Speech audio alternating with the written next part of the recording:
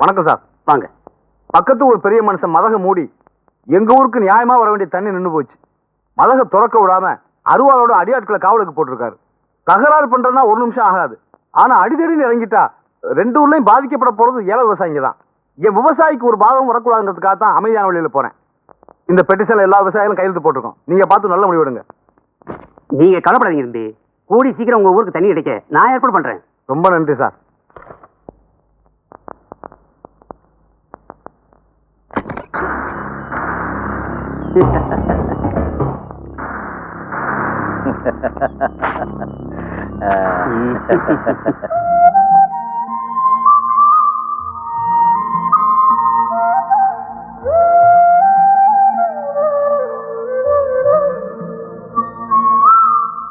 சந்தோஷமாக சவாரி போவோம்.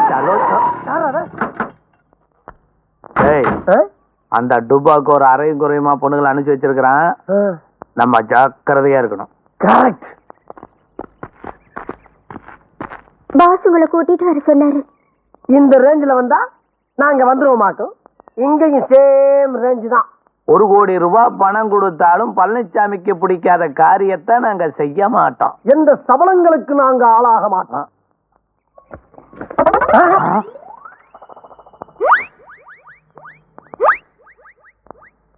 Welcome brothers, welcome.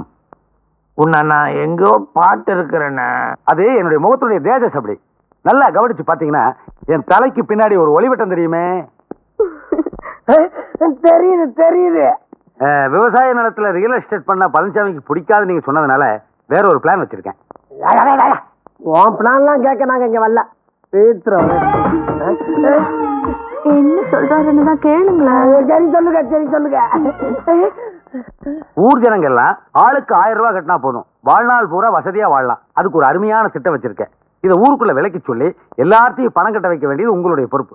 வெறும் 1000 ரூபாய் கட்டினா எப்படி வாழ்நாள் பூரா வசதியா இருக்க முடியும்? நான் வெறும் 100 ரூபாய் தான் கட்டினேன். என்ன ஒரு டயானா ரேஞ்சுக்கு வச்சிருக்காரு. ஒரு 1000 ரூபாய் கட்டி தான் பார்க்க சொல்லுங்களேன். அப்பதான் அவரோட திறமை உங்களுக்கு தெரியும். என்ன யோசிக்கிறீங்க? சொல்லுங்க. கொஞ்சம் அப்படி தள்ளி உட்காருங்க. முதல்ல சொல்லுங்க. ஜனங்களை எல்லாம் பணம் கட்ட வைக்கிறோம். எங்களுக்கு என்ன கொடுப்பீங்க? என்ன கேட்டாலும் கொடுப்பேன். சோபியை கேட்டா நீ எனக்கு கொடுப்பியா?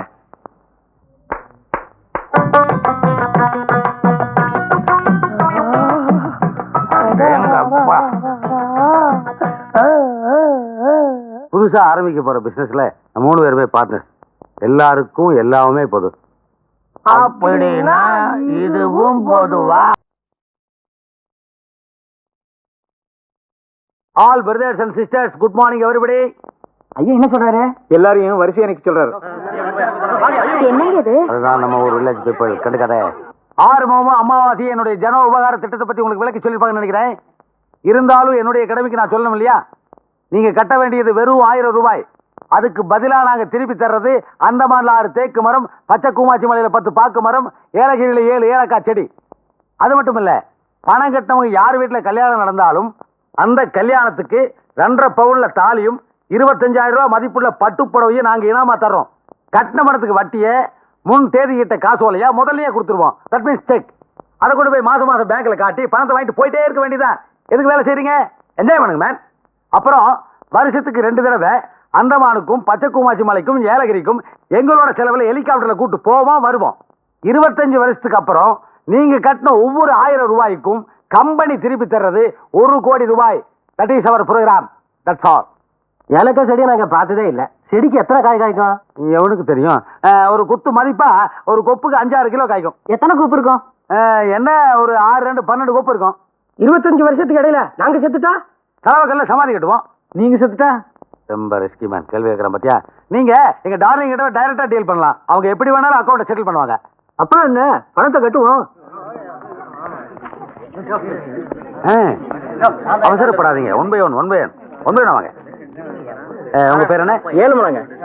கோவிந்தா கோவிந்தா கோவிந்தா கோவிந்தா கோவிந்தா. உங்க பேர் என்ன? எக்ஸ்ரே எடுத்துட்டு வந்தேன் டாக்டர். ஈரல் பூரா ஒரே வலியா இருக்கு டாக்டர். கவலையே படாத, எல்லாம் நான் பாத்துக்கிறேன். யோ, ஈரல் வலிக்குதுன்னு சொன்ன, ஈரலையே காணுமே. என்ன டாக்டர், ஈரல், மாங்காய், குடல், கிட்னி ஒன்னையுமே காணோம். அச்சச்சோ. என்ன அப்படி குடிச்சு குடிச்சு வயிற்று நாசமாக்கி வச்சிருக்க? சரி சரி, கவலைப்படாத, அதுக்கு நான் மாத்திரை எழுதி தரேன்.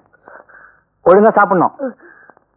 இனிமே மனசார கூட குடியை பத்தி நினைச்சு பார்க்க கூடாது. சரிங்க டாக்டர். ஒரு சொட்டு குடிச்சா கூட உன் உயிருக்கே ஆபத்து. டாக்டர், இனிமேல் இந்த சனியை பிடிச்ச குடியை நினைச்சு கூட பார்க்க மாட்டேன் டாக்டர்.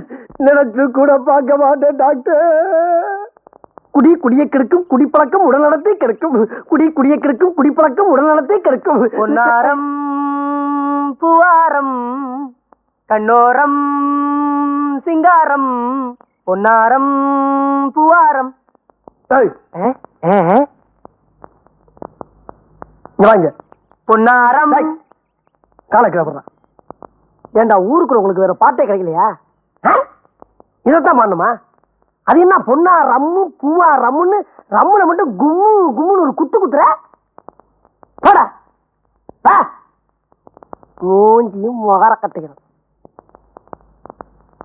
என்ன அமாவாசை? என்னப்பா என்ன அமாவாசை? பட்டையெல்லாம் பலமா இருக்குது, கோயிலுக்கு போயிட்டு வரியா? டேய், இதுக்கு தான் விபூதின்னு பேர் வச்சிருக்காங்கல்ல, இல்ல திருநீருன்னு சொல்றது. எதுக்குடா பட்டையை ஞாபகப்படுத்துறீங்க? டேய்,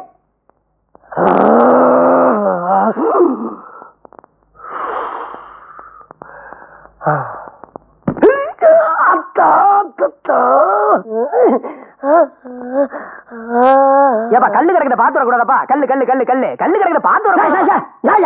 ஏன் கல்லு கல்லு கூவுற? அதுக்குதான் பாறைன்னு ஒரு பேர் இருக்குல்ல, அதை சொல்ல வேண்டியதானே? அதுக்கே கல்ல ஞாபகப்படுத்துற? சோதிக்காதீங்க, சோதிக்காதீங்க.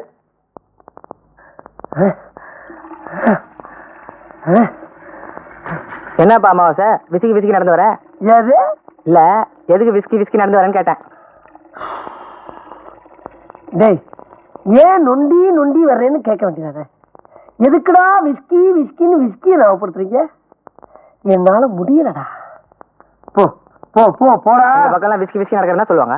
ஐயோ, இவங்க படுத்துற நிமிஷம்னால தாங்க முடியலையே. தலை வலிக்குதுடா, தலை வலிக்குதே, தலை வலிக்குது, தலை வலிக்குது. ஏன் அமாவாசை தலை வலிக்குதுன்னா ஒரு அனால்ஜின் ஒரு நோவால்ஜின் வாங்கி போட வேண்டியதானே? டேய், கொஞ்சம் மூட்டி இறக்கடா, கொஞ்சம் மூட்டி இறக்கு. இங்க வாடா. ஏண்டா இப்ப நான் உங்ககிட்ட தலைவலிக்கு மாத்திர கட்டனா? சரி, அப்படியே சொல்றியே. ஒரு அமிர்தாஞ்சனா நீலகிரி தைலம் இருக்குல்ல, அதை சொல்லாமல. அது என்ன அனாசின்னு நோவாசின்னு தெரியாம சொல்லிட்டேன். யாருக்கும் சொல்ல மாட்டேன். சந்தோஷம். நான் உள்ள எங்க போறேன் இந்த ஊர்ல? உனக்கு ஐயோ நாய. Doctor doctor doctor doctor doctor. என்னம்மா சார்? டாக்டர், நீங்க சொன்ன மாதிரி இனிமேல் குடிக்கவே கூடாதுன்னு முடிவு பண்ணி நான் பாட்டுக்கு போய்கிட்டு இருந்தேன். எதுக்கு வர்ற எல்லா பேரும் குடியை ஞாபகப்படுத்துற மாதிரியே பேசுறாங்க டாக்டர். எங்க நான் திருப்பி குடிச்சிருவோன்னு பயமா இருக்கு. அந்த பயத்தை போக்குறதுக்கு ஏதாச்சும் மாத்திரை இருந்தா எழுதி கொடுக்கல. அமாவாசை நீ மத்தவங்க சொல்றத கேட்டு ரொம்ப குழம்பி போயிருக்க. நீ எதுக்கும் கவலைப்படாத. இது ஒண்ணு இல்ல, வெறும் மன பிராந்தி. என்ன டாக்டர் சொன்னீங்க? இது வெறும் மன பிராந்தி.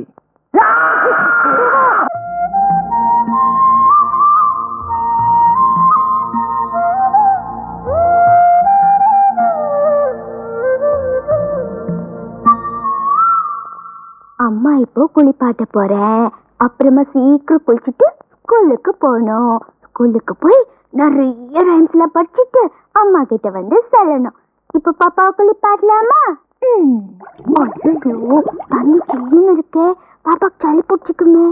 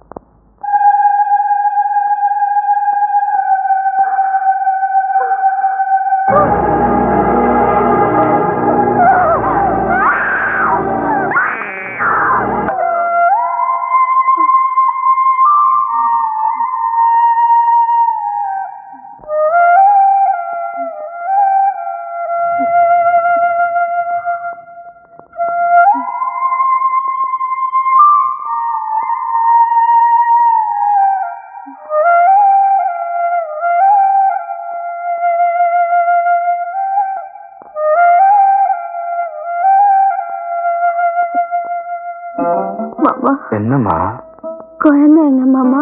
தூக்கம் வருதுன்னு சொன்னிச்சுமா, உள்ள தூங்க வச்சிருக்கேன். நீங்களும் கொஞ்ச நேரம் வந்து தூங்கிக்கங்க. என்னம்மா? மாமா என்னம்மா? என்ன விட்டுட்டு எங்கேயும் போயிடாது. போக மாட்டேம்மா, போக மாட்டேன்.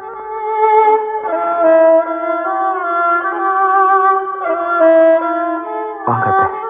எப்போ வந்தீங்க? இப்பதான் வந்து தம்பி. இவ்வளவு அடியும் தாங்கிக்கிட்டு என் தம்பி சும்மாவே நின்னீங்க. அத்தை, குழந்தை இறந்துட்டதுனால ஏற்பட்ட துக்கமும் ஆதங்கமும் புஷ்பா மனசுல பாரமா அழுத்திக்கிட்டு இருக்கு. அதனாலதான் புத்தி தெளிவில்லாம போச்சு. இந்த மாதிரி சந்தர்ப்பங்கள்ல அது கோபத்தையெல்லாம் கொட்டி தீக்க விட்டுட்டா நாலாவட்டத்துல அது மனசு பாரம் குறைஞ்சு மனசு தெளிவாயிரும். அந்த நல்ல நாள் வர்ற வரைக்கும் என் புஷ்பாவுக்கா எதையும் தாங்குவேன்.